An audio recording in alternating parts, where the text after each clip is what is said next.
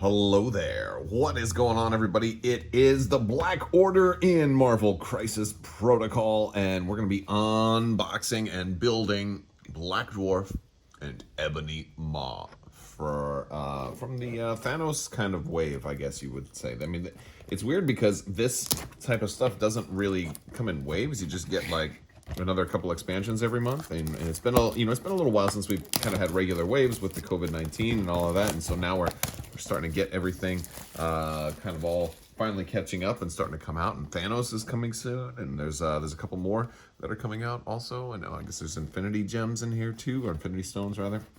This is a little bit bigger of a box than we used to have too. That giveaway is still going on right now, so if you want to enter to win a $25 Amazon gift card, all you have to do is be a subscriber and leave a comment on this or one of my videos. Oh, there's a big lot of sprue in this one. This one was actually one of the slightly more expensive ones too, because the larger miniatures, I guess they it's a good excuse for them to charge more for, but that's okay. It's all right. We've got we're gonna look at the cards, we're gonna look at the minis, and man, there's a lot here. There's a lot to put together, so let's pull this out. And this is all right. So we've got only one base, but this is one of the first really large bases we've had in a while, since I think Hulk and MODOK. So that's interesting. So we got a real big base there. We've got a selection of 4 smaller bases. We've got all of this, which looks like part of Black Dwarf, and I'm guessing this is the second part of Black Dwarf. Wow, look at that! Look at the size of that axe. See, if they can make an axe and hand that big, you can't convince me that they need to put a single head for a small mini into like 3 different parts, right? Like, I don't know why shoulder pads need to be 2 parts each. You know, if they can do one piece, like he looks like he's gonna be real easy to put together. And then of course we've got Ebony Maw. Well, at least they managed to make his head just the one piece, which is good. He doesn't look like he has unnecessarily small pieces either. He looks like his legs are gonna go together. He's gonna have his back, his front, leg, arm, base, and was this 2 parts to the base maybe? Yeah, he's got 2 parts to the base because he's doing his telekinetics in his head. So that's gonna be real easy. All real big pieces here, gonna be real easy to put these together. Cool, so we'll take a look at how they look assembled at the end of the video. So make sure you watch to the end if you wanna see the final product. And yeah, next up, it's just gonna be the cards. So let's we'll get these things out. All right, so we've got Ebony Maw here. He is actually got a lot of health on this dude. So he's got 7 health. He's gonna move medium. He's a size 2, and he's gonna cost 5. So this dude is very, very expensive. He's one of the most expensive characters that I've seen. So that's gonna be pretty significant. He's got weak defense here, 2 for strength, 2 for physical, 2 for energy. But wow. He has got a whopping, is that a 5 or a 6? That's a 6. Wow, 6 for mine. So definitely don't try and play mind games, or don't use magic at this dude. He does have magical attacks though. So he's got the Black Tongue, and that one has got it's going to cost 0. It's going to have 5 dice, range 4. After this attack is resolved, you may advance the target character. Well, that's pretty cool. Advance S. After this attack is resolved, this character gains a power. So it's just a normal attack, but he gets to move a little bit. And then Herald of Doom is he's gonna cost 4. The target does not gain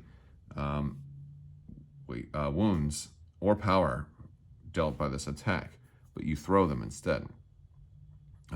Wait, that's weird. So, oh, because it's 8 dice. Okay, wow. So they're definitely, all right, so they're not gonna, this one just seems weird to me because I haven't really looked at, I don't look at these like beforehand, so I'm just like, well, that's interesting. So yeah, so it looks like you're gonna spend 4 power just to move somebody? I don't know, like, okay. The target does not suffer damage or does not gain wounds or power dealt by this attack. Okay, so that's, I mean, if you want to just get somebody off without hurting them or without giving them any more power, I guess. It's range 4. I mean, so I guess it's a long range throw. Usually the throws are a little bit farther. That's all weird. And then if you get a wild, it's going to throw him. But that's the problem, is if you don't get a wild, like, this is a big waste. So let's look at the rest of them. Maybe it'll make all this make more sense. All right. So telekinetic powerhouse. Choose an interactive feature size 4 or less within 3 and throw it long range. Superpower can be used once per turn. So that's probably going to be his main attack mechanism is by throwing stuff. That's a really, like, he's throwing at long range, so he's going to really be throwing stuff at people. That's pretty good. Size 3 or lower, so you can do like 4 damage that way. That's good. He's got Mind Over Matter. When this character is targeted by an attack that would make a dodge roll, you can use this superpower. This character may use, it's Mind Defense to defend or dodge. Okay, that's pretty good. So he's good at dodging things being thrown at him.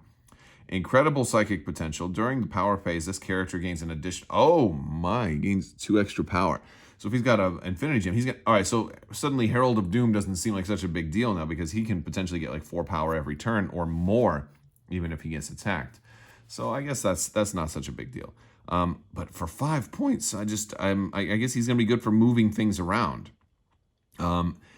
This guy is going to take probably a little bit more of a learning curve to figure out the best way to play him. But he seems like he's way more focused on the objective, way more focused on moving people off. That's interesting. But like when you compare him to like Shuri, who can also just push people off like easily for much less points, I don't know. Now when you flip him over, he goes down to only 4 health on that side. So that's really the big change, the big takeaway there. I think that's really the only difference. Okay. Yeah. All right. Now Black Dwarf. Black Dwarf here. He's gonna have 6 health. He's gonna move short, so he's gonna move, but he's got a larger base, right? He's got that real big base. So even though he's moving S, he's still gonna go fairly far. He is size 4, so that's gonna be he's gonna be harder to move, and he costs 4. He's got 4, 3, 3, so pretty good physical defense. And he's your bruiser here, right? He's got the Axe Strike. That's gonna be 6 dice for his melee attack. After this, yeah, you're gonna gain power equal. So there's really a pretty standard strike there. And then he's got Brutal End, which has Stagger. It's gonna cost 4. It's got a buttload of dice there, and it gives Stagger. He's got Black Fury. Choose an interactive terrain feature or enemy character, both 4 or less, and within range 2, and throw at medium. And again, that's the thing, is most of the throws you've got to, and I'm using a paintbrush, by the way, if you guys were curious when I'm using the points on these things. Most of the throws are close range. You have to be right up on them. And I guess that's the thing that makes Ebony Maw a little bit, more different. I mean, I think Spider-Man has something like that too. I don't have him right in front of me, but I'm pretty sure he can use his web and kind of throw stuff from farther away too. Enforced Oblivion. For 2, he can make a move action, and the next attack action it makes, this activation adds 2 dice. So he can move and attack, and he gets 2 dice extra for that. And then Intimidating Presence also is going to cost 2, and this is a reactive. When an enemy character within 2 of this character targets another allied character with an attack, you can use this and force him to target. He becomes the target, so he can basically taunt. And then he's invulnerable, so you're going to reduce damage by 1 when it comes to him. So which makes sense. Now he's got 6 health. Let's see what happens when we flip him over. He's going to, he becomes harder to kill once he flips over, goes up to 8 health. That much is cool. I don't think we're getting any new powers or anything there though. So that is pretty cool. Let's take a look at the cards. So first off, we're getting the Space Gem. It's going to cost you 2. And then it's got the Space Gem power. Choose a character or another allied character within 3 and place it within 2 of its current position. You can only use that once per turn. Of course, that'll work well with these 2 also. If Black Dwarf is slow and you want to warp him into place. He's got Ebony Maw's got his little shh card. When an enemy character within 5 of Ebony Maw spends 1 or more power to use what is that? One of their superpowers, he can spend 3 to play it. And it has no effect. It nullifies their superpower, but they still spend the energy. And so it's a counter spell. Oh, wow. That's nasty. And then Mothership. 2 Black Order characters may both spend 2 power each to play this card. Place 1 of the 2 characters not holding an objective to within 1 of the other one. Oh, so it teleports them. Okay, so, all right, almost like they get beamed down from the mothership, right? And then Marked for Death. This one looks like it can go on anybody. 2 allied characters that are within 5 of the same enemy character may spend 1 each to play this card. This round, the enemy character loses and cannot gain stealth. Its speed becomes short, and it cannot modify or reroll its defense dice. That's really, really good, because that can potentially, work on 3 different types of characters. So that's pretty versatile, and it works in just about any build too, since it's not requiring a terrain affiliation or I mean a superhero affiliation, right? And of course we got some extra cardboard. There's our cardboard. Now we're gonna build these characters. We've got these guys put together. Here's Ebony Maw. I actually really like the way his fingers kind of like almost touch. I have them just like a fraction of a millimeter apart there, but that's gonna help paint get in and everything. And he's not fully dried yet to that base. I'm trying to be super careful with him.